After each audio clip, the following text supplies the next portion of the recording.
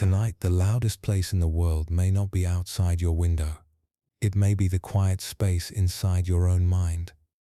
The room becomes still. The lights grow soft. The body feels tired.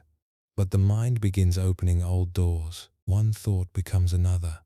One memory turns into a question. One question becomes a fear. Why did that happen? What did that person really mean? What if tomorrow brings another problem? What if life is moving in a direction you cannot control? This is why sleep can feel so close yet so far away. Many people believe they cannot sleep because they are not tired enough. But often, the truth is deeper. They are tired in the body, but unfinished in the mind. They are lying in bed, not resting, but trying to solve their whole life before morning. Modern psychology shows that the brain treats uncertainty like an open loop. It keeps returning to unfinished questions because it believes an answer will bring safety. But here is the quiet paradox. The more the mind searches for certainty at night, the more awake it becomes. The more it tries to know, the further it moves from peace. Old Buddhist teachings and Zen tales understood this long before sleep science gave it a name. They pointed toward a simple truth that many people miss. Peace does not always come from finally finding the answer. Sometimes peace begins when you stop forcing the question. In this video, you will learn why the need to know can become a hidden burden. You will see how the mind mistakes overthinking for protection. You will hear gentle Zen-style stories about empty cups, flowing rivers, silent teachers, and the wisdom of letting life remain unfinished for one night. You will also learn why uncertainty feels so uncomfortable, why the brain keeps replaying the past, and why the heart often asks for answers when what it truly needs is comfort. Stay until the end, because the final reflection may give your mind the permission it has been waiting for. Permission to stop analyzing. Permission to stop holding tomorrow before it arrives. Permission to let the past rest without one more explanation. There is an old kind of wisdom hidden in not knowing. Not the cold kind that leaves you lost, but the soft kind that lets you breathe again. Tonight, you do not need to understand every ending. You do not need to predict every beginning. You do not need to carry every unanswered question into your sleep. You only need to loosen your grip, little by little, and allow the night to hold what your mind cannot. Welcome to our channel. If you enjoy calm wisdom, quiet stories, and deep reflections that help the mind slow down, subscribe now, like this video, and stay with us until the end. This may be the night your mind finally stops demanding answers and begins learning how to rest. At night, the mind becomes a small room with too many open doors. The world grows quiet, but inside one door keeps moving. A memory opens, a question opens, a fear opens, a face from the past appears for a moment. A sentence returns with a sharper edge than it had during the day. The body may be tired, but the mind acts as if there is still danger to solve. It begins to search. It looks for reasons. It looks for proof. It looks for the hidden meaning behind a message, a silence, a change in tone, a look, a delay, a choice, a goodbye. And slowly, without noticing it, the person lying in bed is no longer resting. They are investigating their own life in the dark. This is the heavy burden of needing to know. It does not always feel like fear at first. It can feel like responsibility. It can feel like wisdom. It can feel like being careful. The mind tells itself, if I understand this, I will be safe. If I figure out what went wrong, I will not be hurt again. If I can predict tomorrow, I will not be surprised. If I can read every detail, I will finally relax. But the mind often gives a false promise at night. It says, think a little more and peace will come. So a person thinks a little more. Then another thought appears, then another. The answer never feels complete. The relief lasts only for a moment. Then a new question rises from beneath it. This is why overthinking becomes so powerful before sleep. The mind is not trying to hurt you. It is trying to protect you with the only tool it knows. It tries to create control through thought. When life feels uncertain, the brain does not like empty spaces. It wants to fill them. It wants to name them. It wants to turn confusion into a clear story. This is one reason people replay conversations again and again. They are not only remembering, they are trying to find safety inside the memory. They return to the same words, hoping one detail will finally explain everything. They think about what they should have answered. They think about what the other person may have meant. They think about what could happen next. But the more the mind searches, the more awake it becomes. The body waits for stillness, but the brain keeps lighting small fires. Each thought wakes the nervous system a little more. Each worry tells the body to stay ready. The heart may beat a little faster. The breath may become shallow. The muscles may hold tension. The eyes may remain closed. But behind them, the mind is walking through a storm with a lantern in its hand. There is an old Zen-style lesson hidden here. A tired traveler walked through a quiet road at night, carrying a small lantern. At first, the lantern helped him see where to step. Its flame was soft. Its light was enough. But the road was long, and the darkness between each step made him uneasy. He began to lift the lantern higher. He stared at the flame, afraid that if it went out, he would be lost. He stopped listening to the sound of his feet. He stopped feeling the ground beneath him. He stopped noticing the open sky above him. He stopped moving with the road. The lantern, which was meant to guide him, became the only thing he could see. Soon he was no longer walking through the night.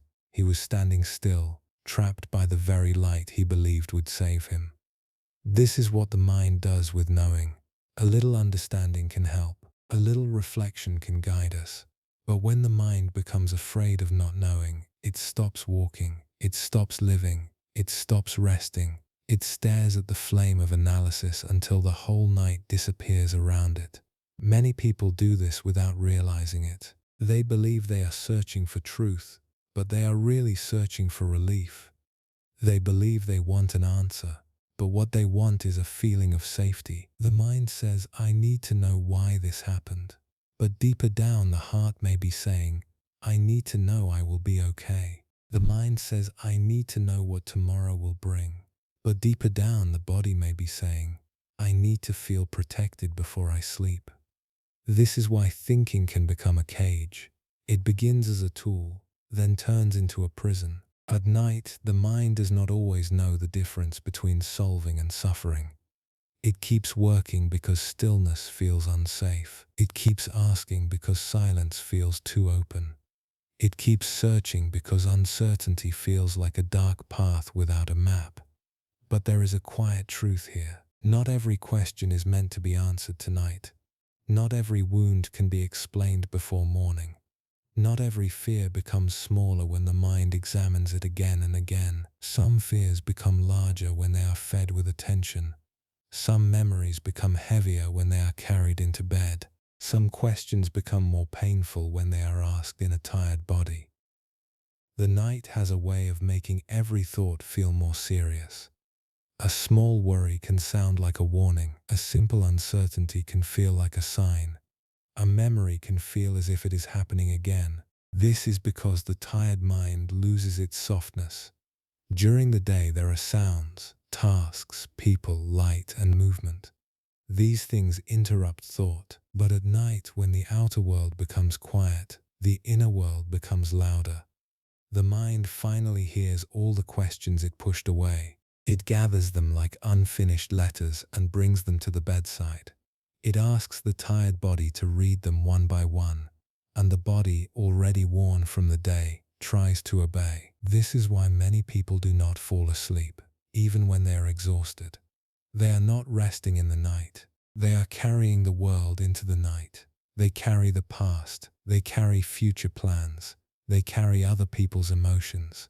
They carry old mistakes. They carry the need to understand why life did not unfold the way they hoped. And the heaviest part is not always the pain itself. The heaviest part is the demand that the pain must make sense right now. A person can live with sadness for a while. A person can live with disappointment for a while. But the mind struggles deeply with uncertainty. It wants a reason. It wants a lesson. It wants a clean ending. It wants a sentence that makes the heart stop aching. Yet life does not always offer clean answers. Some people leave without explaining themselves clearly. Some dreams end without giving a reason. Some days change as quietly, without announcing what they are teaching. Some doors close, and the mind stands there knocking long after the room behind them has gone silent. The burden of needing to know is the burden of standing at every closed door and refusing to sleep until it opens. But the old teachings point toward another way. They do not ask the mind to become empty by force. They do not ask the heart to pretend it is fine. They simply ask us to notice what we are holding. They ask us to see that the mind cannot rest while it is trying to hold the whole world. A hand that clings all night cannot soften. A jaw that stays tight cannot relax. A body that waits for answers cannot surrender to sleep. And a mind that believes it must solve everything before dawn will never trust the dark enough to rest inside it. This is where the first quiet teaching begins. Knowing is useful, but clinging to knowing is painful. Thought is useful, but living inside thought can become lonely. Reflection is useful, but endless reflection can turn the heart into a courtroom where every memory is placed on trial, every word is questioned, every silence becomes evidence, and every possible future is treated as a threat. At some point, the mind must be taught that peace is not always found through more thinking. Sometimes peace comes when thinking is allowed to stop. Not because the answers have arrived, not because life has become perfect, not because every question has been solved. Peace comes because the mind finally understands that this moment does not need to carry every moment. Tonight does not need to hold the full weight of yesterday and tomorrow. This breath does not need to explain your whole life. The body does not need proof before it is allowed to rest. The heart does not need a final answer before it is allowed to soften. Still, the mind resists this. It will say, "But I need to know." It will say, "If I stop thinking, I may miss the truth." It will say, "If I let go, I may be careless." It will say, "If I do not prepare, pain may return." This is the old survival voice inside the nervous system. It believes that control is the same as safety. It believes that if it keeps watch all night, nothing can hurt you. But a guard who never sleeps becomes weak. A mind that never stops watching becomes tired.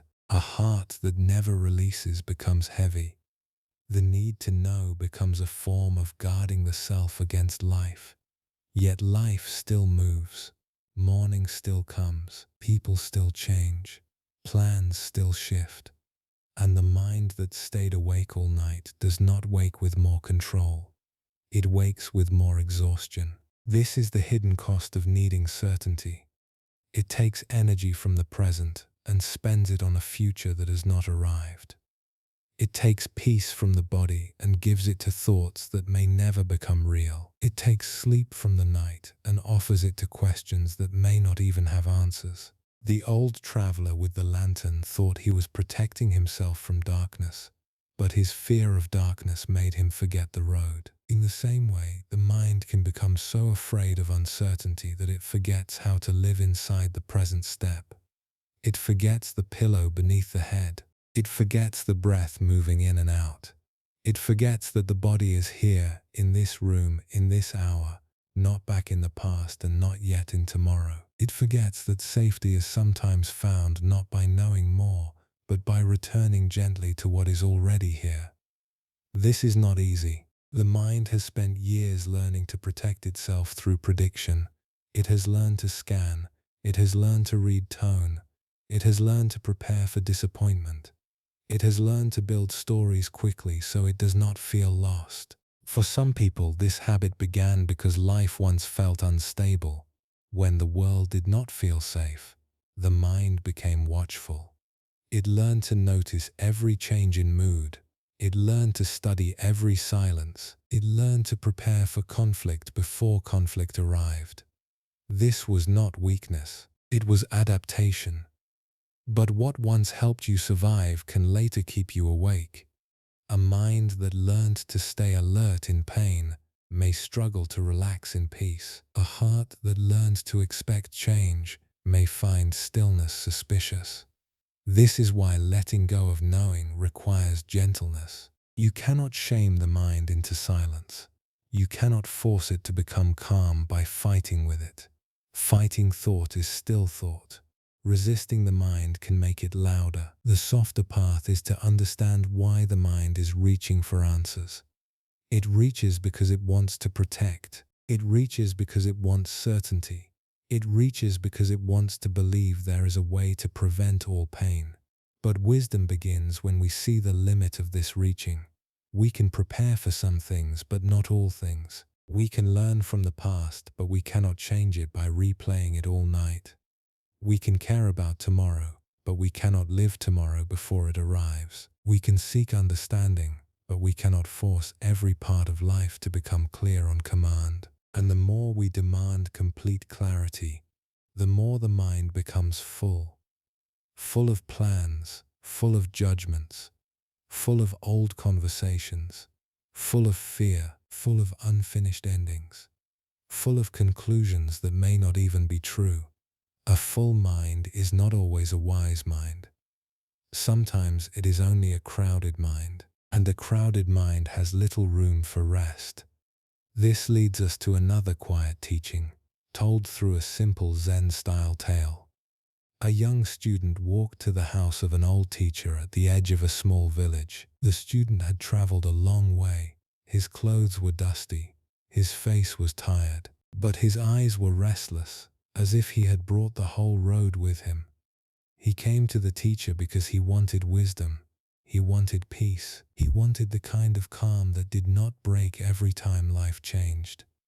When he arrived, the old teacher welcomed him and invited him to sit. The room was simple: a low table, 2 cups, a small pot of tea. The teacher moved slowly, not because he was weak, but because he did not seem to be in a hurry to escape the present moment.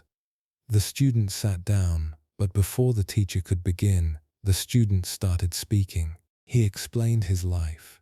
He explained his fears. He explained his plans. He explained what he had studied. He explained what others had done wrong. He explained why he could not sleep. He explained why his mind was different. He explained all the ways he had tried to become calm. He spoke of past hurts, future worries, and every conclusion he had built around them. The teacher listened without interruption. His face remained soft. He did not argue. He did not correct. He did not rush. He simply lifted the teapot and began pouring tea into the student's cup. At first, the tea filled the bottom. Then it rose to the middle. Then it reached the top. But the teacher kept pouring. The tea spilled over the rim and spread across the table. The student stopped speaking.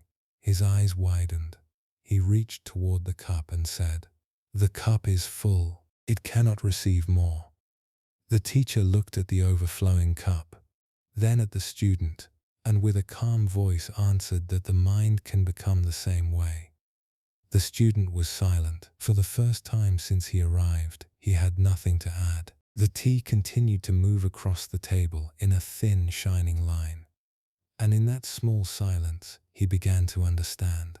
He had come asking for wisdom, but he had brought no space for it. He had come asking for peace, but every corner of his mind was already occupied. He was filled with opinions about his pain, filled with ideas about what life should have done, filled with fears about what might happen next, filled with explanations he had repeated so often that they felt like truth, filled with old arguments he had won alone in his mind, filled with memories he could not release because he believed each one still had one final meaning to reveal.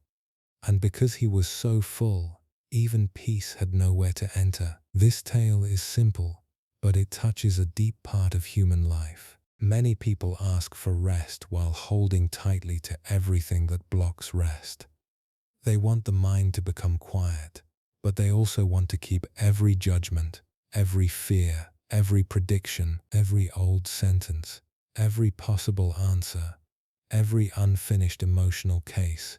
They want sleep, but they do not want to set down the inner files they have been carrying all day. They want calm, but they are still defending a story inside themselves. This is not because they are foolish, it is because the mind believes that if it releases the story, the pain may lose meaning. It believes that if it stops thinking about the problem may grow. It believes that if it does not keep the memory alive, the lesson may be forgotten. But there is a difference between learning from pain and living inside pain. There is a difference between remembering a lesson and reopening a wound every night. There is a difference between wisdom and mental clutter. The student in the tale did not lack knowledge, he had too much of it. Or more clearly, he had too much attachment to what he believed he knew. He had built a wall from his own conclusions. He knew who was wrong. He knew why he could not rest. He knew what the future would probably bring. He knew why people acted as they did. He knew why life had been unfair. He knew so much that he could no longer receive anything new. This is one of the quiet dangers of needing to know. The mind can become full of answers that do not bring freedom. A person can explain their suffering perfectly and still not feel peace. A person can understand the pattern and still remain trapped inside it. A person can know why they are anxious and still lie awake until morning. Knowing alone does not always soften the nervous system.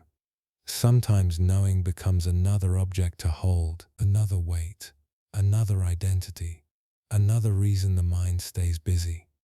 This is why the full cup matters. It shows that rest is not only about adding calming thoughts. Rest is also about emptying.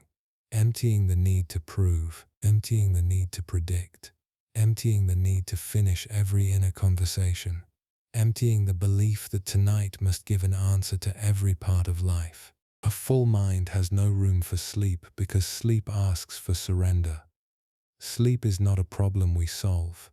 It is a place we enter when the body feels safe enough to let go. But a mind that is still defending itself cannot easily surrender.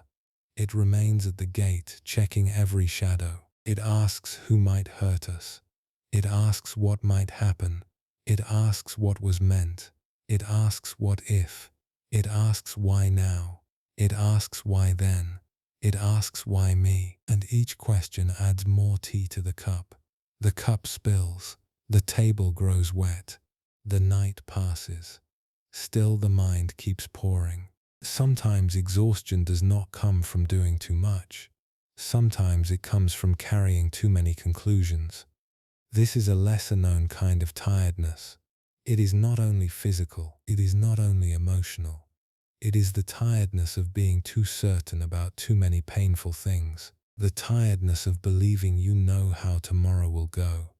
The tiredness of believing you know what others think.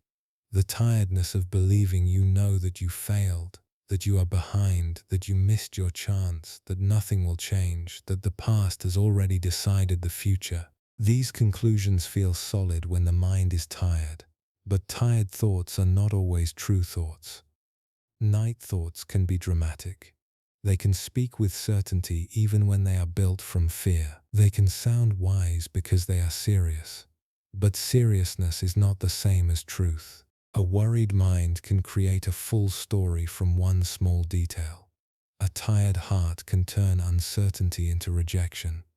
A lonely night can make tomorrow feel heavier than it will be. This is why the old teacher did not argue with the student's thoughts. He did not try to defeat one idea with another idea.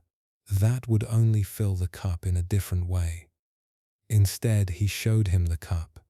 He helped him see fullness itself. This matters because many people try to heal overthinking by thinking more skillfully. They try to find the perfect thought that will end all thoughts. They search for the one answer that will close every question. But the deeper shift is not always a better answer. It is seeing the burden of carrying so many answers at once. It is noticing the moment when the mind becomes too full to receive the quiet. It is noticing that peace may be waiting, not outside the door, but beneath the pile of thoughts stacked against it. A full mind has no space for rest. It is filled with opinions, memories, arguments, worries, and unfinished conversations. It is filled with the voices of people who are not in the room. It is filled with past versions of the self who are still asking to be understood. It is filled with future versions of the self who are asking to be protected. And in the middle of all of this, the present self lies awake, trying to hold everyone. This is why the mind cannot rest while it is trying to hold the whole world. It was never meant to carry every time period at once. It was meant to meet this moment. One breath, one softening, one small release, one return. But the habit of needing to know pulls it away from the present. It says go back, check the past again. It says go forward, prepare for danger. It says open another door, read another sign, build another story. It rarely says stay here, feel the bed beneath you. Let the breath return. Let this night be only this night. Let the unanswered remain unanswered until the body is rested. This is why letting go of knowing does not mean becoming careless. It does not mean ignoring your life. It does not mean refusing to learn. It does not mean pretending problems do not exist. It means learning the right time and place for thought. It means understanding that the mind is a tool, not a home. It means seeing that night is not always the hour for solving. Sometimes night is the hour for softening. The question can still be there in the morning. The message can still be answered tomorrow. The decision can still be considered with a clearer mind. The past can still be understood slowly, over time. But tonight, the body needs a different kind of wisdom. Not the wisdom of more effort, not the wisdom of sharper analysis, not the wisdom of forcing meaning from pain. The body needs the wisdom of release, the kind that says, I do not need to finish this thought right now. I do not need to know what every silence means.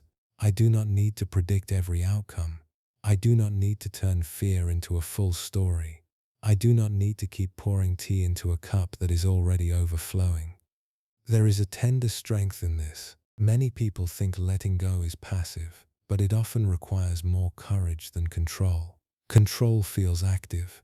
It gives the mind a task. It says keep working, keep searching, keep trying to become safe. Letting go asks for trust. It asks the mind to loosen its grip without receiving a guarantee first.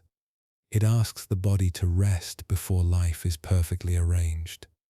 It asks the heart to stop demanding that every person, event, and ending explain itself before peace is allowed. This can feel difficult because the unknown has always carried a shadow. But not knowing is not the enemy. Not knowing is part of being alive. Every morning arrives from the unknown. Every relationship begins in the unknown. Every healing process moves through the unknown. Every breath enters before the next one is fully certain. Life has always been held by mystery, yet the mind only notices it when fear is present. The purpose of these teachings is not to remove all uncertainty. That would be impossible. The purpose is to change our relationship with it. Instead of treating uncertainty as a threat, the mind can learn to treat it as open space. Instead of filling that space with panic, it can leave a little room. Room for rest, room for patience, room for life to unfold, room for the heart to heal without forcing a perfect explanation. The student who came to the teacher wanted wisdom added to him, but the teacher showed him that wisdom often begins by removing what blocks it. In the same way, the tired mind does not always need another method, another idea, another reason, another answer. Sometimes it needs one simple permission, the permission to be unfinished, the permission to be human, the permission to let a question wait, the permission to sleep while some parts of life remain unclear. This is not weakness, it is a deeper form of intelligence. The brain works better after rest. Emotions become softer after rest. Problems often look different after rest. The meaning that cannot be found at midnight may appear quietly in the morning, not because the mind forced it, but because the mind finally had space. A full cup cannot receive. A tired mind cannot see clearly when it is drowning in its own thoughts. So the practice is not to hate thought. The practice is to notice when thought has become too much, to see when the lantern has stopped guiding and started trapping, to see when the cup is full, to see when the need to know has stopped protecting you and started stealing your peace. And once this is seen, even gently, a small opening appears. The mind may still speak, but you no longer have to follow every sentence. A worry may rise, but you no longer have to turn it into a story. A memory may appear, but you no longer have to enter it as if it is happening again. A question may remain, but you no longer have to answer it before you are allowed to breathe. This is the first quiet movement toward rest. Not a dramatic change, not a sudden silence, just a soft shift. The shift from chasing answers to noticing the chase. The shift from believing every thought to watching each thought pass. The shift from holding the whole world to holding only this breath. The old traveler does not need to throw away the lantern. He only needs to stop staring at the flame. He can lower it. He can feel the road again. He can let the darkness between each step be part of the journey. The student does not need to reject everything he has learned. He only needs to empty enough space to receive what the moment is offering. In the same way, you do not need to erase your mind. You do not need to become perfect at peace. You do not need to stop caring. You do not need to solve the habit of overthinking by fighting it with force. You only need to begin noticing when the need to know becomes too heavy for the night. You can say to the mind softly, "Not now." You can say, "This question can wait." You can say, "This fear does not need a full story." You can say, "This memory does not need another trial." You can say, "This body deserves rest even without a final answer." And as this soft permission enters, the mind may still try to return to old doors. It may open them again. It may whisper that one more thought will finally help. It may tell you that sleep can come after one more search. But now there is another voice, a quieter voice, a voice that does not argue, a voice that does not force, a voice that simply remembers the traveler and the lantern, the student and the cup, the long night and the tired heart, a voice that understands that analysis can guide, but it cannot hold you forever. A voice that knows that a mind filled with conclusions cannot receive peace, and a heart filled with unfinished arguments cannot easily soften.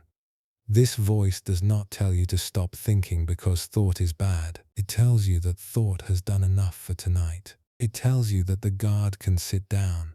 It tells you that the cup can be set on the table. It tells you that the flame can be lowered. It tells you that the road does not need to be seen all at once. Only the next breath needs to be felt. Only the next moment needs to be allowed. Only the present needs to be met without forcing it to explain itself. And this is where the teaching moves deeper, because when the mind begins to loosen its grip on certainty, it meets a very quiet space inside itself. At first, that space may feel empty. It may feel unfamiliar. It may even feel unsafe. But slowly it becomes clear that this space is not emptiness in a painful sense. It is room. Room for sleep to enter. Room for the body to release its hidden tension. Room for the heart to stop defending every old wound. Room for life to be larger than the stories the mind has made about it. A full mind cannot receive this room. A mind that is still explaining itself cannot hear it. A mind that is arguing with the past cannot feel it. But a mind that softens, even a little, begins to notice that peace was never demanding a perfect answer. Peace was waiting for space. The need to know had filled every corner. The need to be certain had made the night narrow. The need to solve had turned rest into another task. And now, little by little, the task begins to fall away. There is no need to solve the whole self tonight. No need to understand every pattern before the eyes grow heavy. No need to make every pain useful before sleep is allowed. Some lessons are learned slowly. Some answers arrive when they are ready. Some endings become clear only after distance.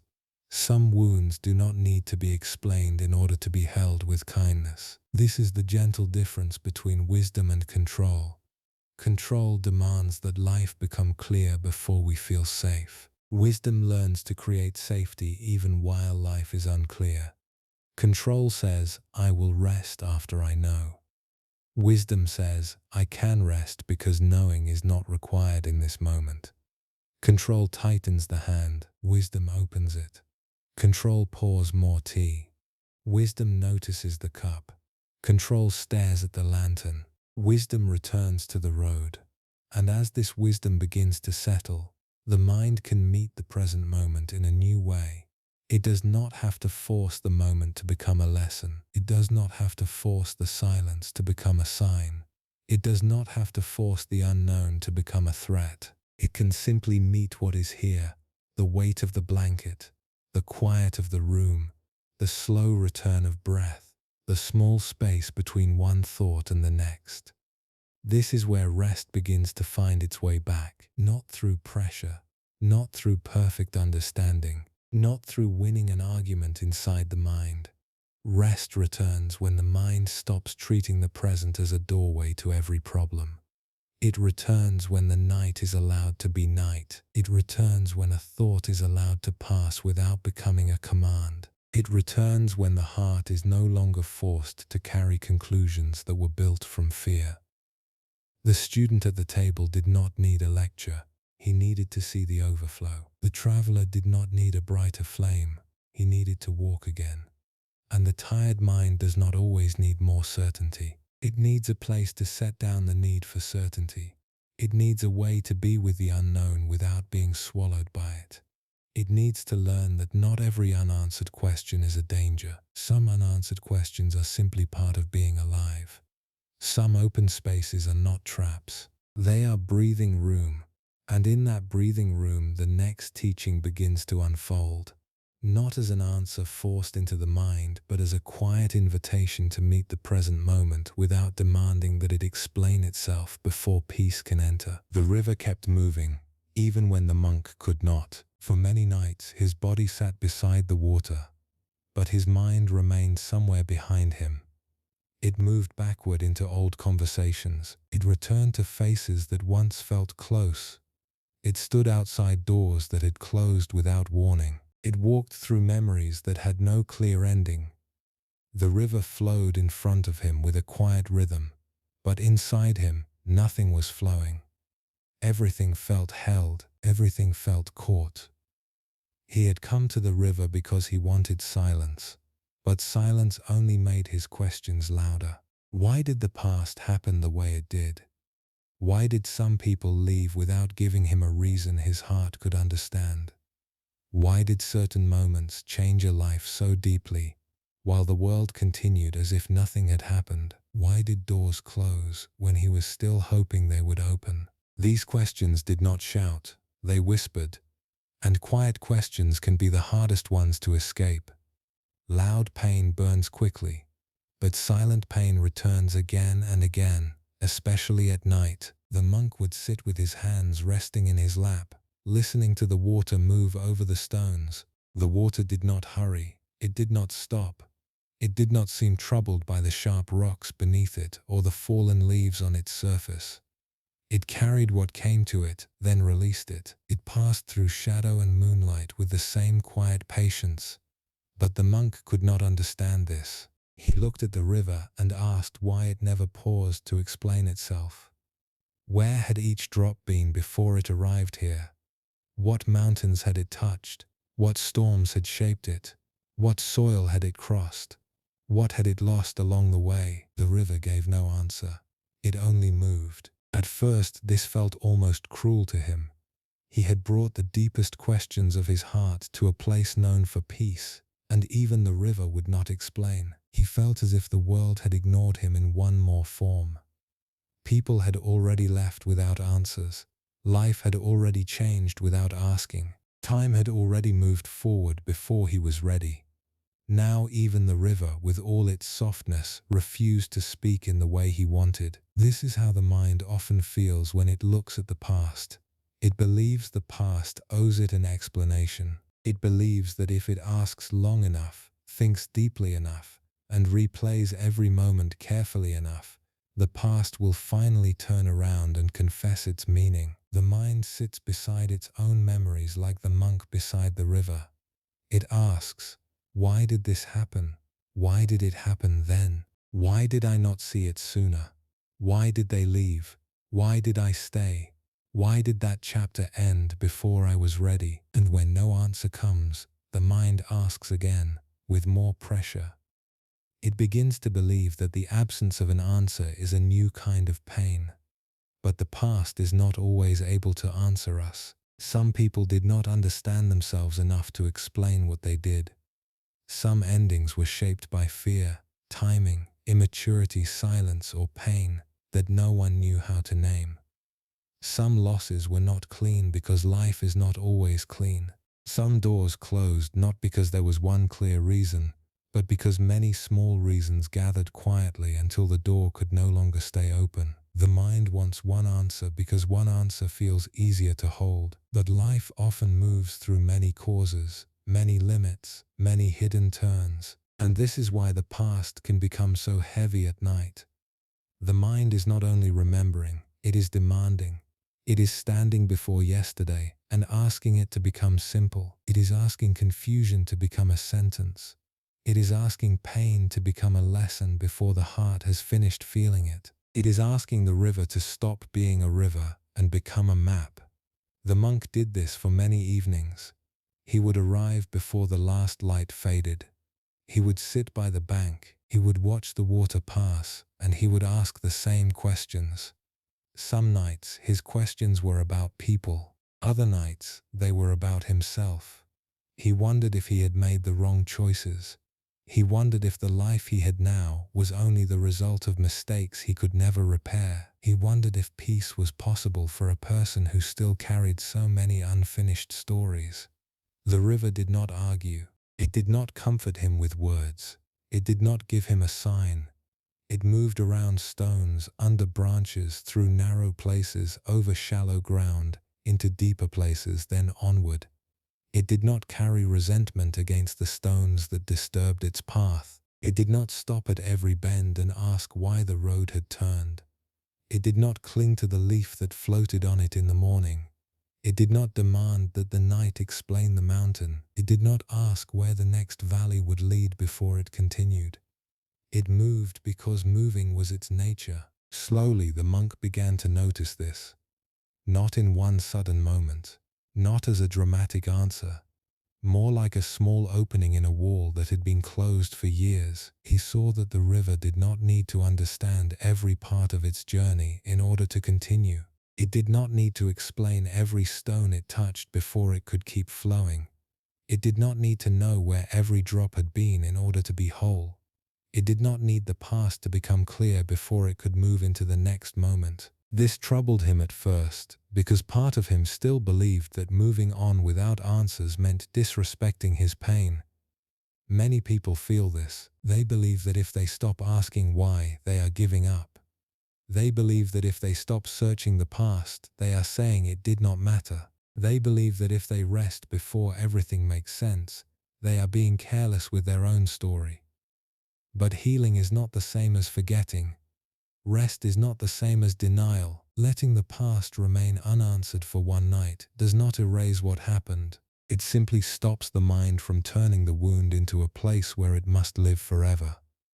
The monk began to see that the river carried everything without becoming fixed by anything. Rain entered it, dust entered it, leaves entered it, light entered it, shadow entered it. Yet the river did not become only rain, only dust, only leaves, only light, or only shadow. It accepted contact, then continued. This is a quiet lesson for the human heart. The past touches us, it shapes us, it leaves marks. But it does not have to become the only truth we carry. A painful memory may be part of the story, but it does not have to sit on the throne of the whole life. A person leaving may have wounded the heart, but it does not need to become proof that every future door will close. A mistake may have taught a lesson, but it does not need to become a prison sentence. The mind often turns memories into laws. One rejection becomes, people always leave. One failure becomes, I cannot trust myself. One season of confusion becomes, my life will never become clear. One silence becomes, I was never important. But a memory is not always a law. It is often a wave that the mind keeps freezing into stone. The river shows another way. Water does not deny the stone. It touches it completely, but it does not become the stone.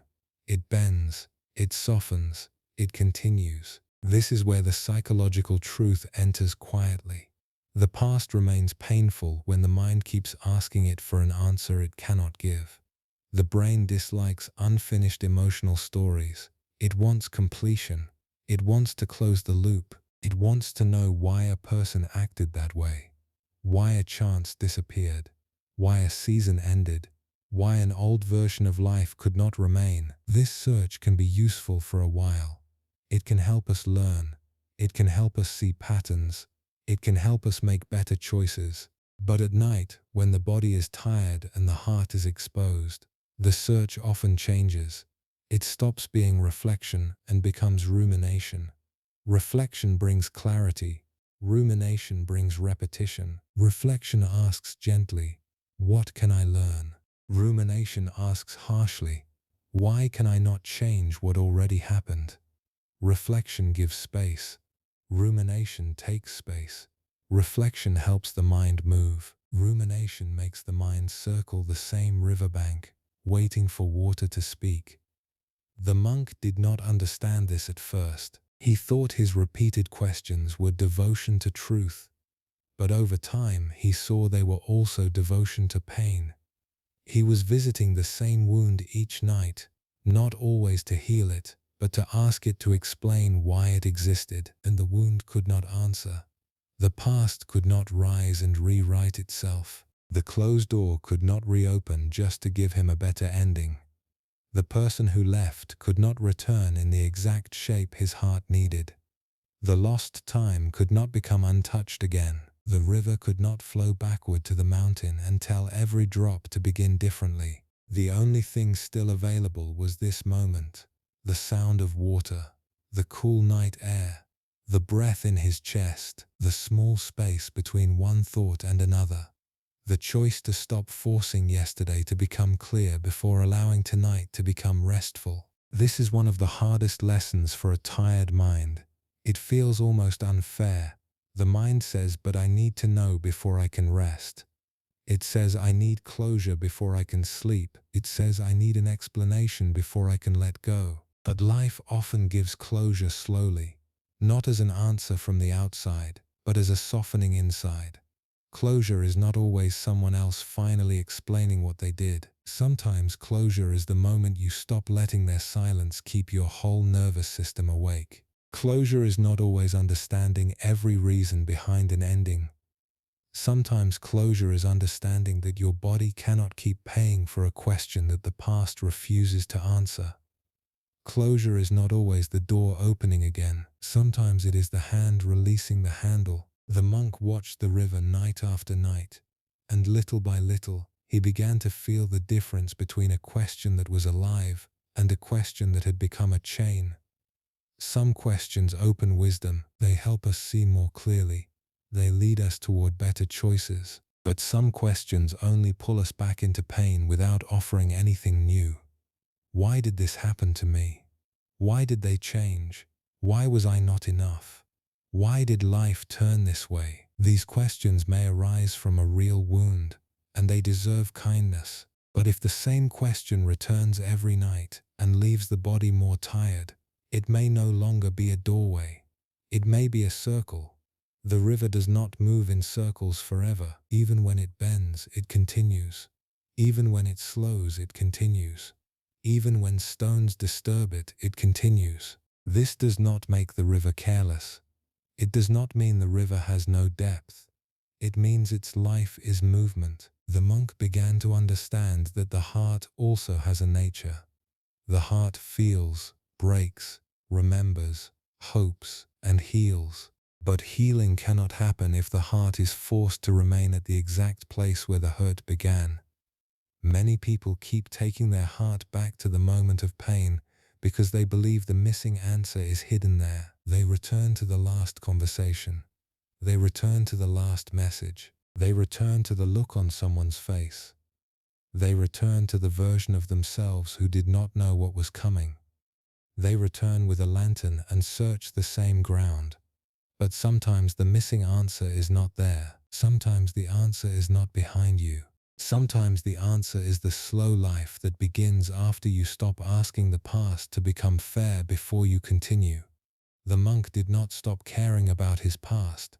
He did not become cold. He did not become empty. He simply began to understand that pain does not always need more questioning. Sometimes pain needs a place to loosen. Sometimes the heart does not need a reason. It needs warmth. It needs breath. It needs patience. It needs sleep. It needs the kindness of not being dragged into the same memory every night. This is where the river became his teacher without speaking. It showed him that not every lesson comes as a sentence. Some lessons come as rhythm. Some come as repetition.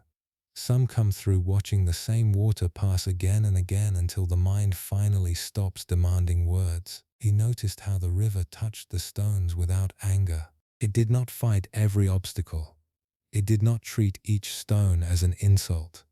It moved around them. And this was not weakness. Water can be gentle and still shape the land over time. It can move softly and still carve valleys. It can yield without losing direction. This matters because many people think that if they stop forcing answers, they are surrendering in a weak way. But there is a strong surrender and a weak surrender. Weak surrender says, nothing matters. Strong surrender says, this matters. But I will not destroy myself trying to control what cannot be controlled. Weak surrender collapses. Strong surrender releases. Weak surrender gives up on life. Strong surrender gives up the demand that life must explain itself before peace is allowed. The monk began to feel this difference. His questions did not vanish in one night. They still came. But when they came, he no longer had to follow them all the way into the old darkness. He could hear them and return to the river. He could feel the ache and return to the breath. He could remember a face and let it pass like a leaf on the surface of the water. He could sense the old desire to know and gently ask whether knowing would truly bring peace or only begin another chain of questions. This is important because the mind often believes one answer will end everything. But many times, one answer creates another question. If someone left because they were afraid, the mind asks why they were afraid. If a plan failed because the timing was wrong, the mind asks why the timing was wrong. If a door closed because another path was needed, the mind asks why the other path was not shown sooner. The mind is rarely satisfied for long when it is in fear. Certainty becomes like water in the hand. It seems close, but it slips away. This is why the river gives no answer. Not because there is no wisdom, but because the wisdom is deeper than the kind of answer the mind is demanding. The river does not say, here is the reason. It says, continue. Not with words, but with movement. Continue breathing. Continue softening. Continue allowing life to be larger than your current understanding. Continue even while part of you still does not know. Continue not because the past has been solved, but because your life is not meant to remain frozen at the place where the question began. And when the mind hears this, another layer of fear often appears.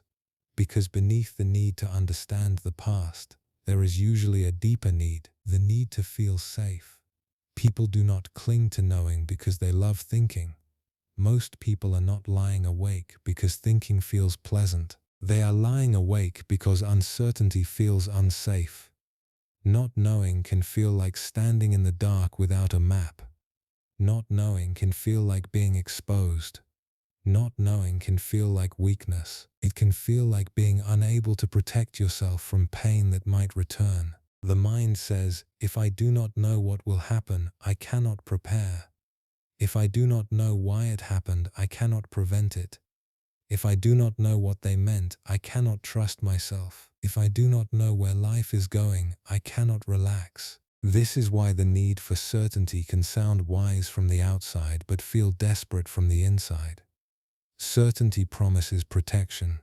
It gives the mind a shape to hold. Even painful certainty can feel better than open uncertainty. A person may prefer a harsh answer to no answer because at least the harsh answer has edges. At least it can be held. At least it gives the mind a story. But certainty is not always peace. Sometimes certainty is only fear wearing a calmer face. A person may say, I just need to know what will happen. But beneath that sentence is a softer truth. I need to feel safe. A person may say, I just need to understand why they left. But beneath that sentence is another truth. I need to know I was not meaningless. A person may say, I need to know if I made the right choice. But underneath, the heart may be asking, can I trust myself? A person may say, I need to know if tomorrow will be okay. But underneath, the body may be asking, can I rest without being punished by life? This is why giving the mind more information does not always calm it. The real need is not always an answer. Sometimes the real need is comfort. The mind asks for facts when the heart is asking for reassurance. The mind asks for a plan when the body is asking for safety. The mind asks for certainty when the nervous system is asking for softness. This is a gentle but powerful shift. When a question rises at night, it may not need to be answered directly. It may need to be held differently. Instead of asking, how do I solve this thought? We can ask, what fear is this thought trying to protect? Instead of asking, what answer will make me calm?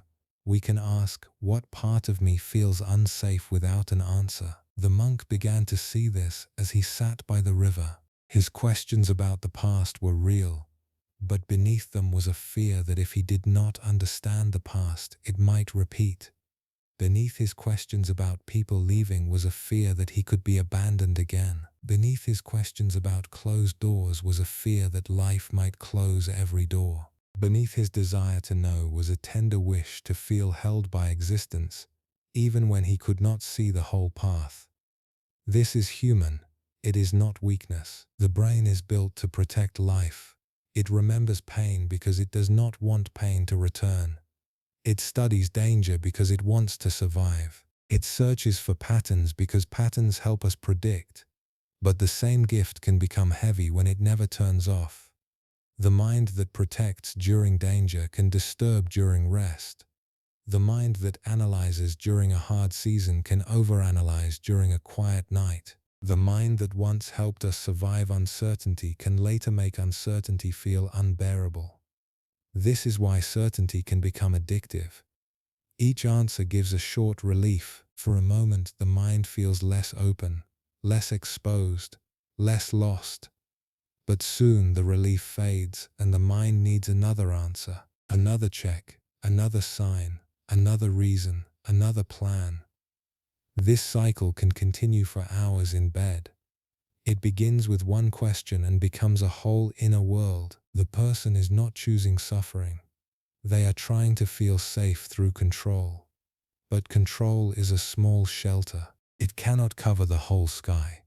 It can help with practical life, but it cannot remove the basic uncertainty of being alive. There will always be parts of the path that are not visible yet. There will always be people whose inner world we cannot fully know. There will always be changes we cannot predict. There will always be endings that do not explain themselves in the way the heart wants.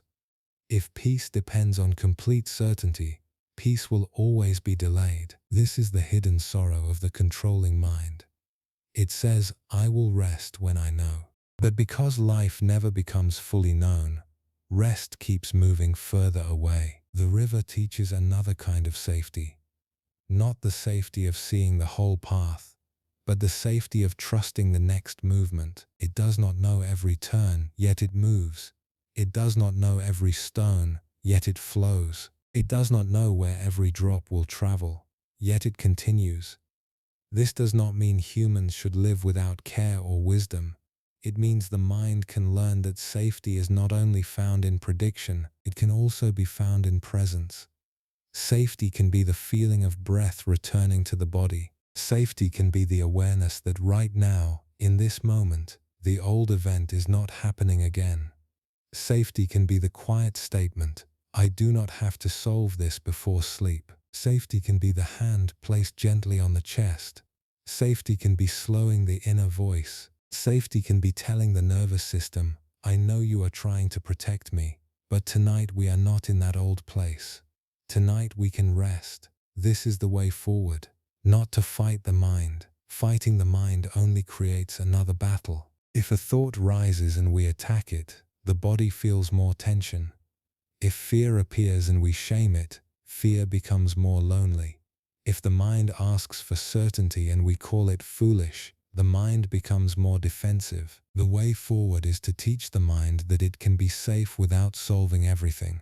Teaching is gentle. Teaching repeats. Teaching does not demand instant perfection. A teacher does not shout at a frightened child for being afraid of the dark. A teacher lights a small lamp, sits nearby, and speaks in a steady voice. In the same way, the deeper self can speak to the frightened mind with patience. It can say, I hear the question. I know why it matters. I know you want to protect us, but not tonight. Tonight we do not need to reopen every door. Tonight we do not need to ask the river to explain every stone. Tonight we do not need to force yesterday to become clear before we are allowed to rest. This kind of self-talk is not childish. It is emotional intelligence. It recognizes that thought is often a messenger from the nervous system. It does not treat every thought as truth. It listens for the need underneath. When the mind says, what if tomorrow goes wrong? The deeper self hears, I want to feel prepared. When the mind says, why did they leave? The deeper self hears, I want to feel worthy. When the mind says, why did I fail? The deeper self hears, I want to trust myself again. When the mind says, what if I never find peace? The deeper self hears, I am tired and afraid. This is how the heart becomes softer toward itself. It stops arguing with the surface question and starts comforting the hidden wound. The monk learned this slowly beside the river. One night, when the old question rose again, he did not chase it. He did not ask the river for the answer. He simply listened to the question as if it were a tired guest arriving at his door. Why did the past happen as it did? He breathed. The river moved. The question remained for a moment, then became less sharp. He noticed that the question was carrying sadness. It was carrying grief. It was carrying fear. It was not an enemy. It was a part of him that had been waiting to be held. He did not need to answer it to be kind to it. This is a very deep lesson. Not every part of us needs an explanation. Some parts need compassion. The mind often demands clarity because compassion feels too simple. It thinks comfort is not enough. It thinks peace must be earned through understanding. But a crying child does not always need a full explanation of the storm. Sometimes the child needs a warm hand and a calm voice. The adult mind is not so different at night.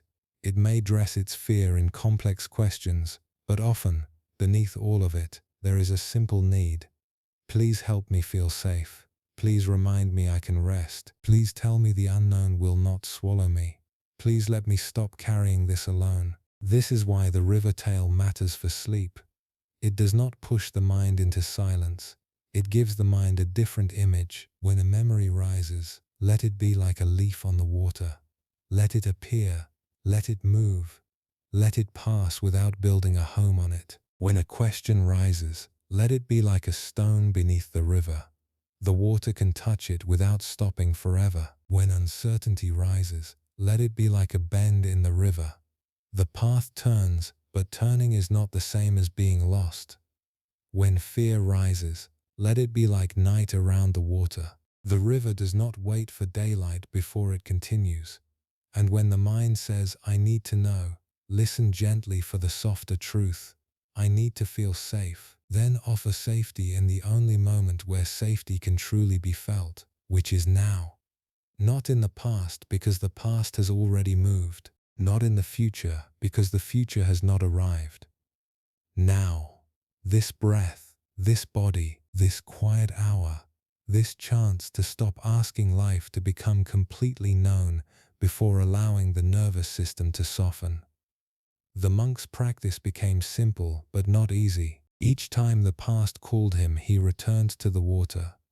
Each time a question rose, he returned to the sound. Each time certainty tried to pull him into another mental search, he asked what fear was beneath the search. This did not erase his pain, but it changed his relationship with pain. Pain no longer had to become a command. Memory no longer had to become a courtroom. Uncertainty no longer had to become a threat. Slowly the river outside him began to teach the river within him. Thoughts could move, feelings could move, questions could move, grief could move. Even a life that felt stuck could begin moving again through one soft release at a time. This is not the kind of release that happens through force. It is the release that happens when the mind finally sees that holding tighter is not helping. The hand opens because it is tired of pain. The jaw softens because the argument is not needed tonight. The breath deepens because the body begins to believe that not knowing is not the same as danger. This belief may need to be taught many times. The mind may forget tomorrow. It may return to the same old questions. That is part of the practice. Rivers do not become rivers in one moment. They continue through repeated movement. In the same way, peace is often learned through repeated returning from the past to the present. Returning from the question to the breath, returning from control to trust, returning from the need to know to the willingness to rest. There is a quiet freedom hidden there.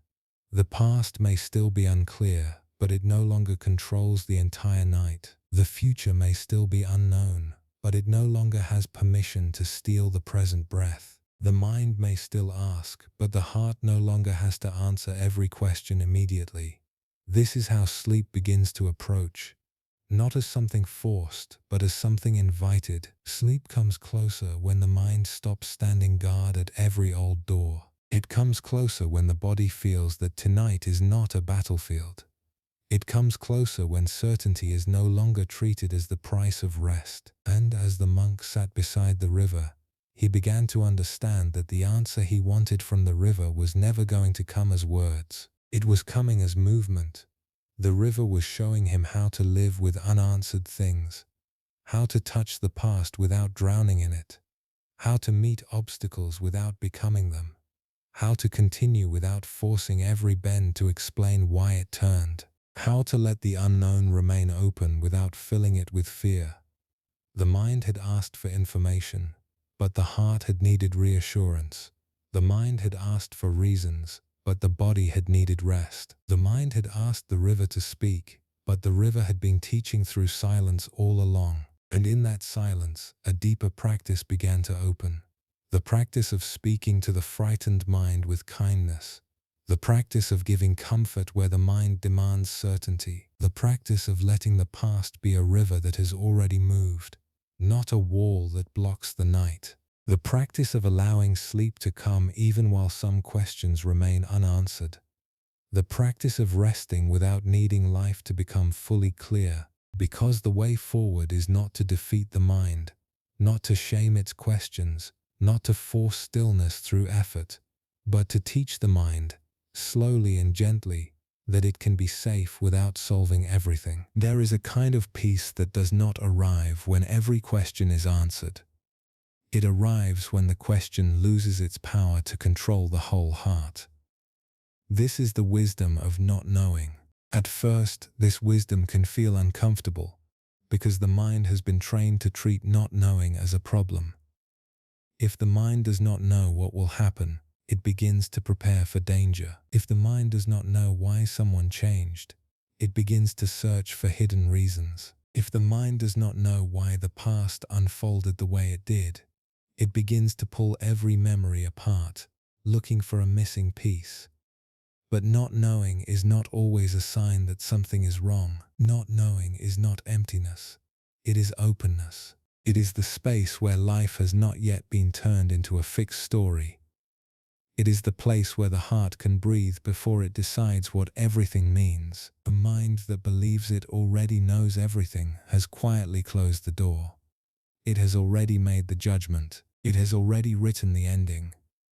It has already decided who was right, who was wrong, what the future will bring, and what the past will always mean. And once the mind closes this door, it can feel safe for a moment, but it also becomes narrow. It stops listening, it stops receiving, it stops allowing life to show anything new.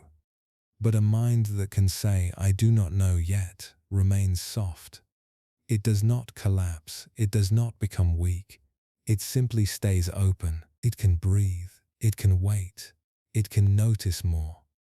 It can allow the moment to be larger than the first story fear created. This is a quiet strength. It is not the strength of control. It is the strength of trust. It is the strength of sitting with an unanswered question without letting it become a storm. Many people spend their nights trying to become certain about things that are still unfolding. They want to know whether they made the right choice.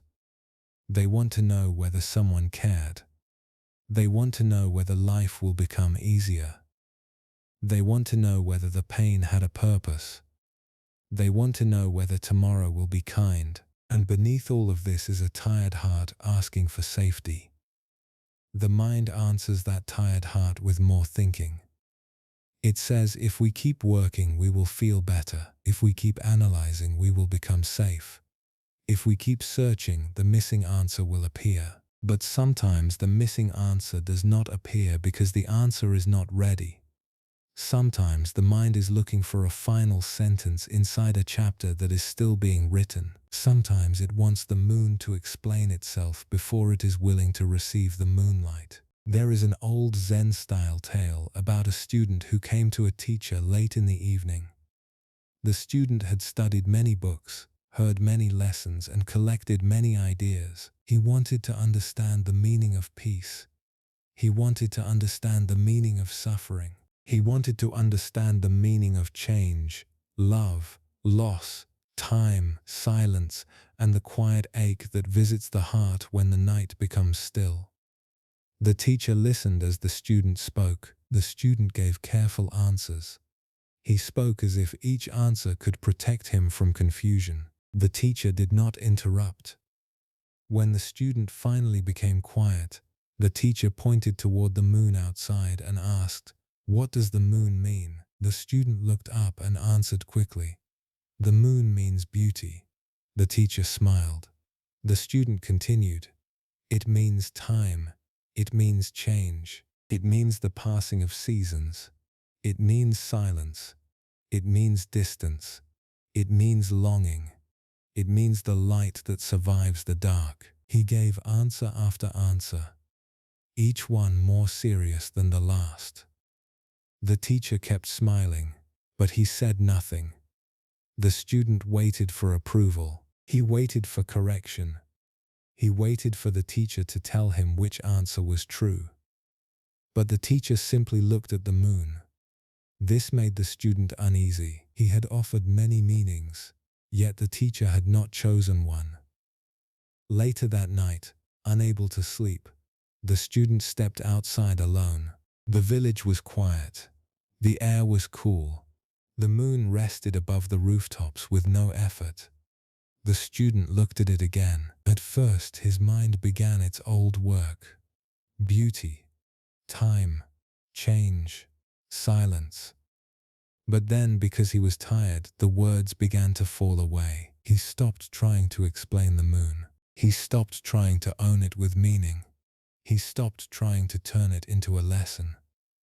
He simply looked, and for the first time in many days, something in him became still. The moon did not become less beautiful because he stopped explaining it. It became more present. The silence did not become empty because he stopped filling it with ideas. It became gentle. The night did not become meaningless because he stopped naming it. It became restful. This was the lesson the teacher had been offering without words. Some things are not meant to be captured by thought.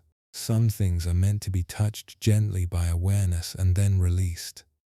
Some moments lose their softness when the mind tries too hard to define them. A feeling does not always need to become a conclusion. A memory does not always need to become a judgment. A silence does not always need to become a sign. A delay does not always need to become rejection. A closed door does not always need to become proof that life is against you. The mind turns everything into meaning because meaning feels like control.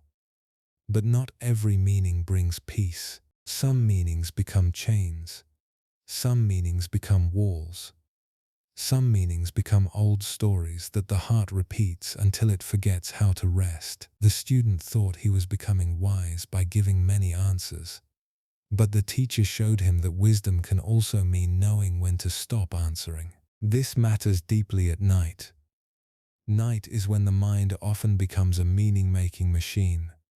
A small memory rises, and the mind tries to turn it into a full story. A feeling of sadness appears, and the mind asks what it means about the future. A moment of fear passes through the chest, and the mind decides danger must be near. A thought appears about someone from the past, and the mind begins to ask whether that person was the reason life changed. Before long, the person is no longer lying in bed. They are inside a courtroom. Every feeling is evidence. Every memory is a witness. Every silence is a possible clue. And the mind sits there, demanding a final verdict before sleep is allowed. But the body does not find rest inside a courtroom. The heart does not soften while every feeling is being questioned. The nervous system does not relax when every thought becomes an emergency. The mind relaxes when it no longer has to turn every feeling into a conclusion. A feeling can be only a feeling, a wave passing through. A memory can be only a memory, a visitor from another time. A worry can be only a worry, a signal that some part of you wants care. It does not have to become the whole truth. It does not have to become a prediction. It does not have to become your identity. This is the wisdom of not knowing. It gives space between the feeling and the story. It lets sadness be sadness without turning it into hopelessness. It lets fear be fear without turning it into prophecy.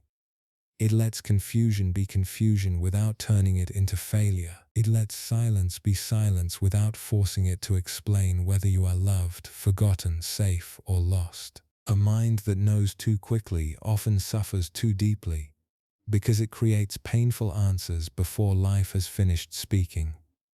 It says this ended because I was not enough. It says this delay means something bad is coming. It says this mistake will define me. It says this loneliness will last forever. It says the past proves the future. These are not always truths. Often they are fear trying to look wise. They are tired thoughts wearing serious clothing. They sound final because the mind is exhausted. But a tired mind should not be asked to write the meaning of an entire life at midnight. A tired mind needs softness, not judgment. It needs patience, not pressure. It needs the courage to say, I do not know yet. I do not know what this feeling means. I do not know what tomorrow will bring. I do not know why every door closed. I do not know why some people could not stay. I do not know how everything will unfold. And for tonight, I do not need to know. This does not remove responsibility from life. It does not mean the person will never act, never decide, never learn, or never grow. It simply means that not every answer must be forced from a tired mind in the dark. There is a time to think. There is a time to reflect. There is a time to speak. There is a time to choose. But there is also a time to stop turning life into a problem. There is a time to let the mind be a field instead of a battlefield. There is a time to let awareness open like a window. A mind that says, I must know, becomes tight. A mind that says, I do not know yet, becomes spacious. It does not give up on truth. It gives truth room to arrive naturally. It understands that some answers come only after the body has rested. Some clarity appears only after the heart has stopped fighting. Some meanings become visible only when we stop chasing them. The moon in the tale was not hiding its meaning. It was simply not asking to be turned into meaning. It was present. That was enough. So much of peace begins with this simple enough. This breath is enough for this breath. This moment is enough for this moment. This night does not need to explain every night that came before it. This silence does not need to become a threat. This feeling does not need to become a sentence. This uncertainty does not need to become a storm. The mind may resist this because it believes that without answers it will lose control. But control is often a smaller form of safety than we think. Control tries to reduce life until it fits inside the hand. It wants to make every path visible before the first step. It wants to know every future loss before loving again. It wants to know every possible mistake before choosing. It wants to know every emotional risk before opening. But life cannot be lived only through control. Life asks us to meet what is here, not what the mind demands to see first. The wisdom of not knowing is not blind trust. It is gentle trust. It does not say nothing matters. It says not everything must be solved at once. It does not say pain was meaningless. It says meaning does not have to be forced tonight. It does not say the future is certain. It says the future can come in its own time. It does not say the past was easy. It says the past does not need to keep breathing through your body every night. This is why the phrase "I do not know yet" can become so peaceful. The word "yet" keeps the door open. It does not deny that clarity may come. It does not deny that learning may happen. It simply removes the demand that clarity must arrive before sleep. It tells the nervous system that there is no emergency in uncertainty. It tells the heart that it can rest without betraying its questions. It tells the mind that it can stop guarding the unknown for a while. The student under the moon felt this for the first time. His mind wanted to answer. It wanted to define. It wanted to prove that it understood. But peace came only when he stopped performing understanding. He looked at the moon, and for a moment there was no need to translate the moment into words. There was seeing. There was breathing. There was night. There was enough. This is important because many people do not only overthink their problems, they overthink their peace. Even when a calm moment arrives, they ask why it arrived. They ask how long it will last. They ask whether it means they are healing. They ask whether the sadness will return. They ask whether the silence is real. And by asking so much, they disturb the very peace that had begun to settle. The mind can even turn healing into another project. It says, "Am I better yet? Am I calm enough? Am I letting go correctly? Am I doing this right?" But rest does not need to be perfect to be real. A quiet breath is still a quiet breath, even if thoughts return. A soft moment is still soft, even if it does not last forever. A little peace is still peace. The wisdom of not knowing allows peace to be simple. It does not measure it immediately. It does not analyze it until it disappears. It lets it arrive. It lets it stay as long as it stays. It lets it pass when it passes. This is how the mind begins to trust life again. Not through one final answer, but through many small moments of not fighting what is. A thought rises. The mind notices it. It does not chase. A feeling tightens the chest. The body breathes. It does not turn the feeling into fate. A memory returns. The heart acknowledges it. It does not enter the old room for the rest of the night. A question appears. Awareness says, maybe later, maybe after rest, maybe when the sun returns, maybe when the body has more strength. This is not avoidance. Avoidance runs away from life. Resting from overthinking is not running away. It is refusing to keep reopening wounds when the body is asking for sleep. It is refusing to mistake midnight thoughts for final truth. It is refusing to turn uncertainty into an enemy. The unknown is not always dark. Sometimes the unknown is the space where the next gentle thing is forming. The mind may not see it yet, but not seeing does not mean nothing is there. Seeds are hidden before they rise. Dawn is hidden before it appears. Healing is hidden before it is felt. New understanding is hidden before it has words. The student could not see the lesson while he was busy naming the moon. The lesson appeared when naming stopped. In the same way, some parts of your life may not reveal their meaning while you are gripping them too tightly. A painful ending may not make sense while the heart is still shaking. A disappointment may not reveal its teaching while the mind is still blaming itself. A closed door may not show its mercy while you are still standing in front of it, demanding it open. Time does not answer because we force it. Life does not soften because we demand it. Sometimes the most honest answer is, not yet. Not yet does not mean never. It means this moment is not ready to become a full understanding. And that is okay. The mind can learn to live with not yet. The heart can learn to rest inside not yet. Sleep can come inside not yet. You can be unfinished and still be safe.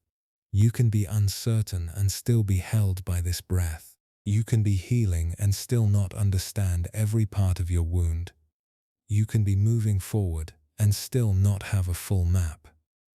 This is the quiet freedom of openness. It allows the self to exist without constant explanation.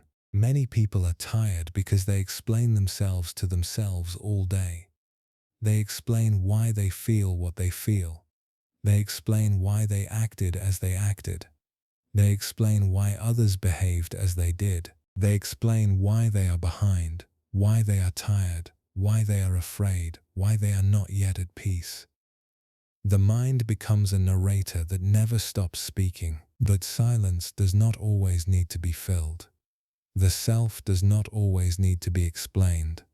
Sometimes you can simply be a breath moving through a body, a heart recovering from the day, a mind learning to become less afraid of open space. This is not a small lesson. It can change the way a person meets the night. Instead of entering sleep as a final test, the person enters sleep as an act of trust. They do not need to earn rest by solving their life first. They do not need to prove that they understand everything. They do not need to prepare for every possible future before closing their eyes. They can say, this day is complete enough. This body has carried enough. This mind has worked enough. The remaining questions can wait outside the door. They do not need to sit on the pillow. They do not need to breathe through the chest. They do not need to become the last voice of the night. In the tale, the teacher did not give the student a lecture because a lecture would have given the mind more to hold. Instead, the teacher gave him a question that could not be answered completely. What does the moon mean? The mind tried to answer. Then the moment itself taught what words could not. This is how quiet wisdom works. It does not always arrive as a clear rule. It often arrives as a change in attention. The student moved from explaining the moon to seeing the moon. The tired mind can move from explaining life to feeling this breath. From explaining pain to holding the heart gently. From explaining uncertainty to resting inside the present moment. This shift may sound simple, but it is profound. Explaining often pulls us away from what is real. Feeling brings us back. Not emotional flooding, not drowning in feeling, just gentle contact. The body is tired, the breath is here, the night is here. The question is here, but it does not own the room. The memory is here, but it does not have to become the whole world. The fear is here, but it does not have to become a command. This is how not knowing becomes openness. It opens space around everything. Space around fear, space around grief, space around hope, space around the future, space around the past. And in that space, the mind begins to relax because it is no longer being forced to decide what every feeling means. This is especially important for people whose minds are sensitive. Sensitive minds often collect more details. They notice tone. They notice pauses. They notice shifts. They remember small things. This can be a gift. It can create empathy, depth, awareness, and care. But at night, the same sensitivity can become heavy if every detail is turned into a puzzle. A delayed reply becomes a story. A tired expression becomes a sign. A changed plan becomes proof. A passing fear becomes a warning. The mind takes small pieces and builds large meanings. Then the body reacts to those meanings as if they are real. The heart tightens, the stomach turns. Sleep moves away. The wisdom of not knowing gently interrupts this pattern. It says, maybe this detail does not need a story tonight. Maybe this feeling does not need a verdict. Maybe this fear is asking for comfort, not investigation. Maybe the safest thing right now is not to know more, but to hold less. Holding less does not mean caring less. It means carrying only what belongs to this moment. And right now, this moment may only be asking for softness. The mind may continue to ask, but what if I need the answer? What if letting go makes me unprepared? What if not knowing leaves me open to pain? These are natural questions. The mind has learned to protect itself by staying alert. It believes that alertness equals safety. But the truth is more balanced. Alertness helps in danger, but constant alertness becomes its own danger to peace. A nervous system that never stands down cannot heal deeply. A mind that never stops scanning cannot dream freely. A body that never receives the signal of safety cannot fall into rest easily. So the practice is not to remove the mind's protective nature. The practice is to update it gently. To tell it, this is not the hour for solving. This is not the hour for searching the past. This is not the hour for predicting every future turn. This is the hour for returning. Returning to the simple. Returning to the breath. Returning to the body. Returning to the small truth that not knowing is allowed. The student under the moon did not lose intelligence when he stopped explaining. He gained presence. This is a key difference. The goal is not to become empty of awareness. It is to become free from the pressure to convert every moment into mental control. There is great intelligence in silence. There is great intelligence in waiting.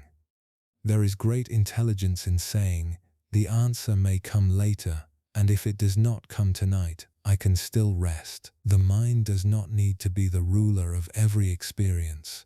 Sometimes it can be a quiet companion.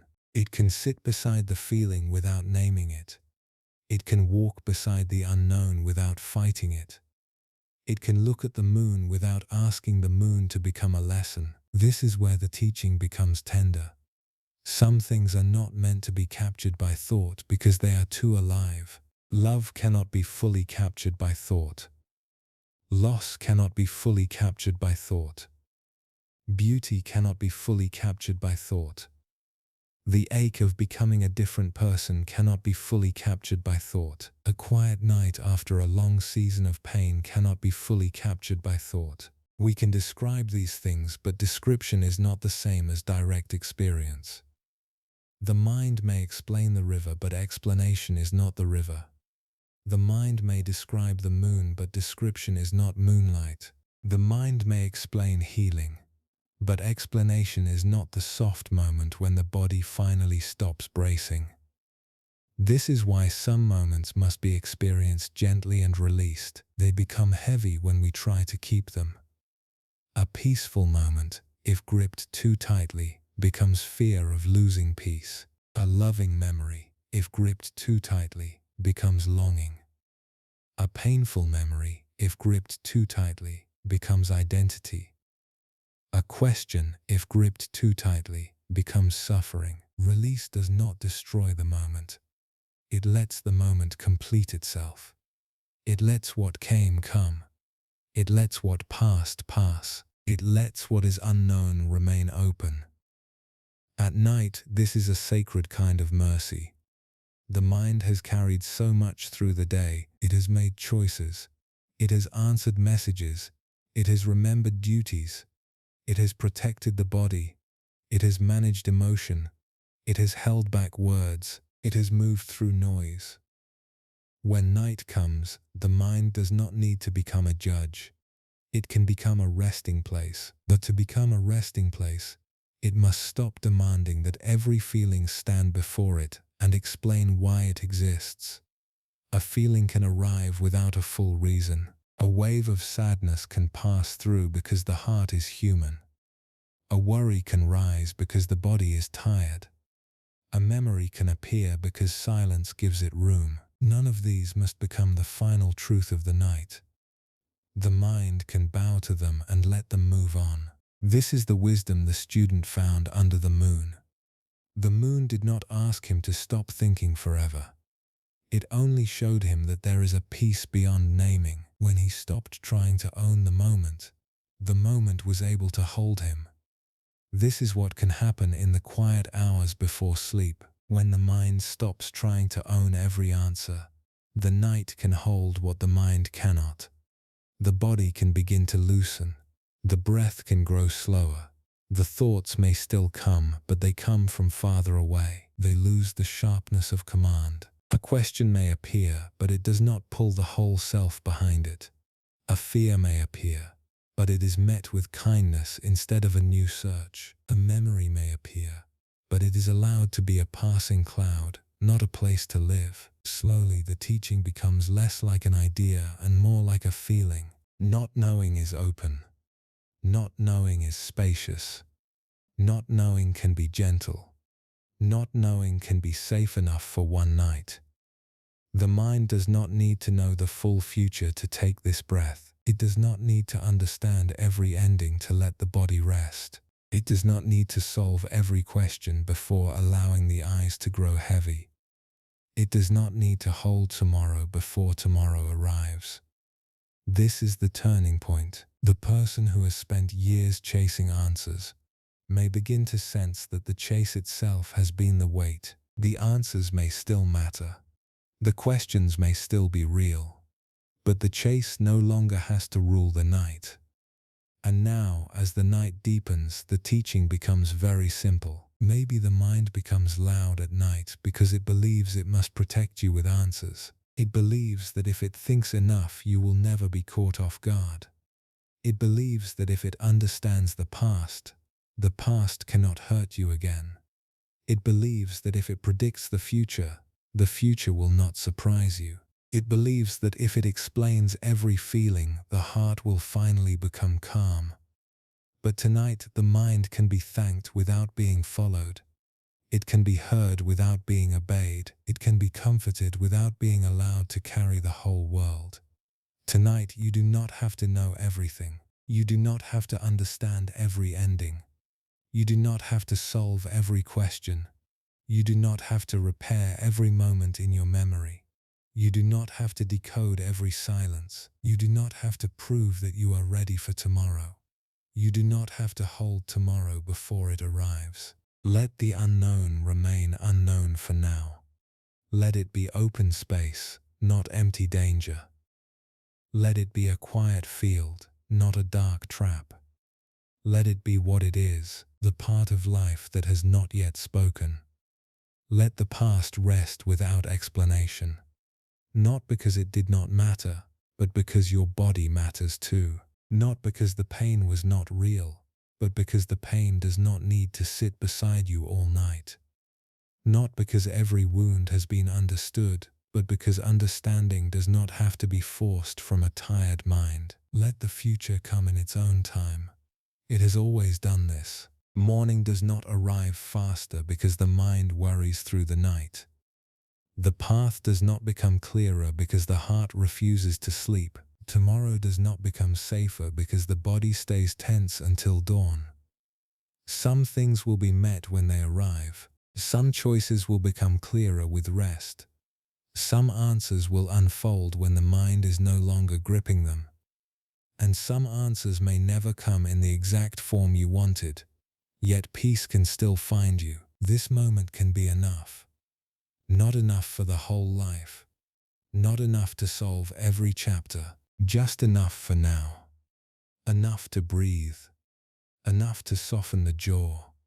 Enough to let the shoulders fall. Enough to stop turning the heart into a place of questioning. Enough to let the eyes rest. Enough to let one thought pass without following it.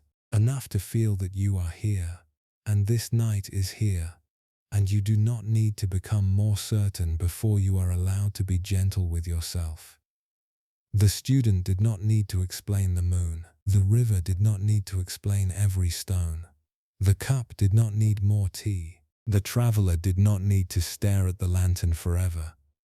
And the mind does not need to keep demanding answers from the dark. Sometimes the deepest wisdom is not a sentence. It is a release. It is the quiet moment when the hand opens. It is the breath that comes after the body realizes it does not have to brace. It is the softness that appears when the mind whispers, "I do not know." And the heart answers, "That is allowed." Tonight, that is allowed. You may not know why everything happened. You may not know how everything will unfold. You may not know what every feeling means. You may not know what tomorrow will bring. But you can know this breath. You can know this soft moment. You can know that the mind has done enough searching for one night. You can know that rest is not a reward for having all the answers. Rest is a kindness given to the body because the body has carried you through another day. So let the unknown remain open. Let the questions loosen. Let the past become quiet in its own corner. Let tomorrow wait outside the door. Let the moon be the moon. Let the river move. Let the cup empty. Let the lantern lower. And let this moment be enough. If this message brought even a little peace to your mind, stay with that feeling for a moment. Do not rush away from it. Do not try to explain it. Just take a slow breath. Let your shoulders soften and allow the night to become lighter around you. Maybe nothing outside has changed yet. Maybe the questions are still there. Maybe the past still has parts you do not understand. Maybe tomorrow still feels uncertain. But tonight, you do not need to carry all of it at once. You do not need every answer before you are allowed to rest. You do not need to understand every ending before your heart can become quiet. Sometimes peace begins when the mind finally hears these simple words. Not now, not tonight. Not everything has to be solved before sleep. Let the unknown remain unknown for a little while. Let the past sit down. Let the future wait outside the door. Let this breath be enough. And if this video helped your mind slow down, please like it so more people can find a calmer night. Share it with someone whose heart has been heavy. Someone who thinks too much when the world becomes quiet. Someone who may need permission to rest. And if you want more gentle wisdom, quiet stories and peaceful reflections for sleep, subscribe to the channel and stay connected with us. Tonight you are not behind. You are not failing. You are not weak because you do not have all the answers. You are simply human. And for this moment, you do not need to know everything. You only need to breathe, release, and let yourself rest.